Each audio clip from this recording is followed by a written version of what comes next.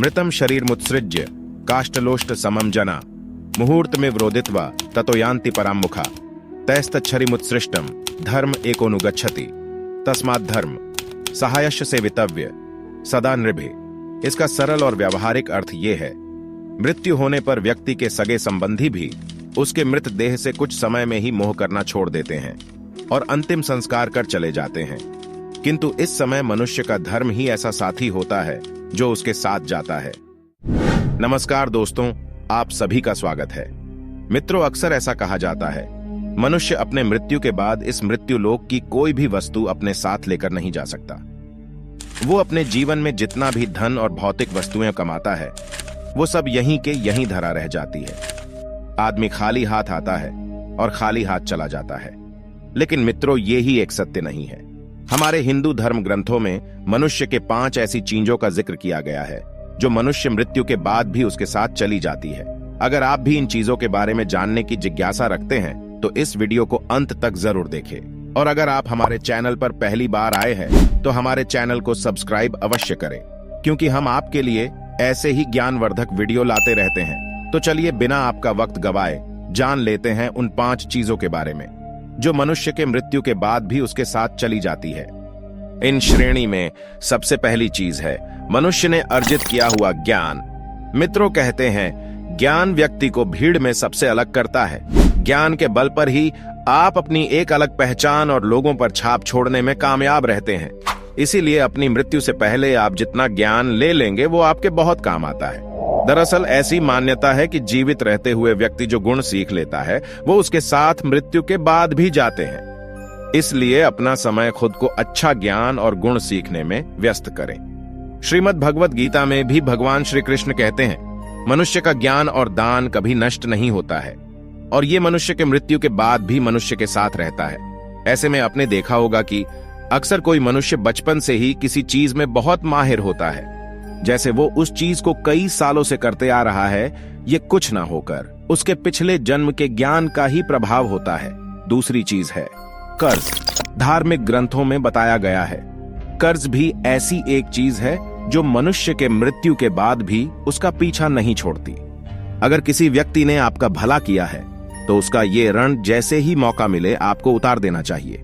अगर आप किसी का ऋण नहीं उतारते हैं तो उसे जन्म जन्मांतर तक चुकाना पड़ता है और वो कर्ज उतारना पड़ता है। अगले जन्म में वह कर्ज किसी भी रूप में आपको चुकाना पड़ सकता है। साथ अगर आपने किसी को कर्ज दिया है और उस व्यक्ति की मृत्यु कर्ज चुकाने से पहले ही हो जाती है तो आपको भी बार बार जन्म लेना पड़ सकता है। इसलिए ऐसे व्यक्ति को उसकी मृत्यु के साथ ही माफ कर देना आपके लिए उचित रहेगा। तीसरी चीज है मनुष्य की वासना। ग्रंथों के अनुसार अगर कोई व्यक्ति किसी चीज को पाने की चाहत रखता है और अगर वो चीज व्यक्ति को ना मिले तो मृत्यु के बाद भी उस चीज की वासना उसका पीछा नहीं छोड़ती। सांसारिक सुखों की चाहत रखना भी वासना ही है। वासना को लेकर विष्णु पुराण में एक कथा भी मौजूद है।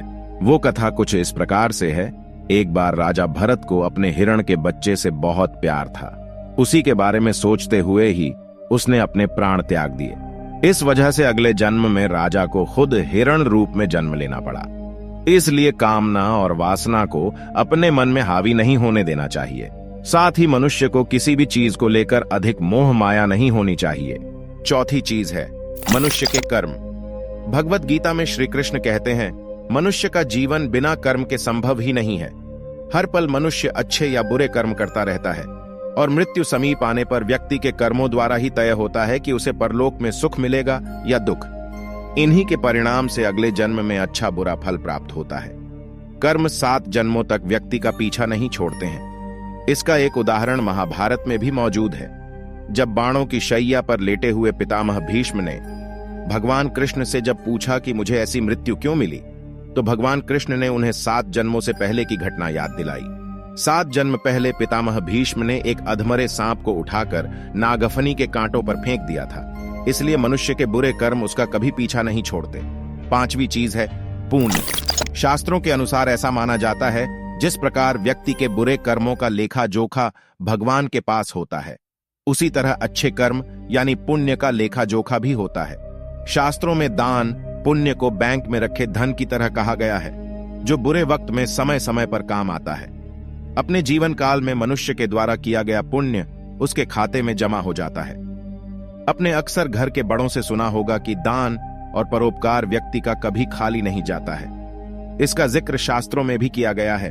जीवन में अगर कोई अपरिचित व्यक्ति आपकी मदद करता है, इसका अर्थ है कि वह पिछले जन्म में आपके द्वारा किए गए दान और परोपकार को चुका रहा है।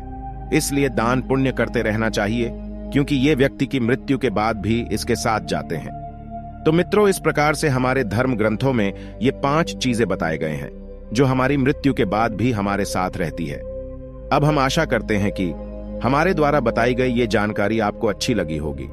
अगर अच्छी लगे तो वीडियो को लाइक करें, चैनल को सब्सक्राइब करें, साथ ही कमेंट बॉक्स में जय श्री कृष्ण लिखना ना भूलें। भगवान श्री कृष्ण की कृपा दृष्टि सदैव आप पर बनी रहे। तो आज के लिए बस इतना ही। मिलते हैं अगले वीडियो में, तब तक के लिए धन्यवाद।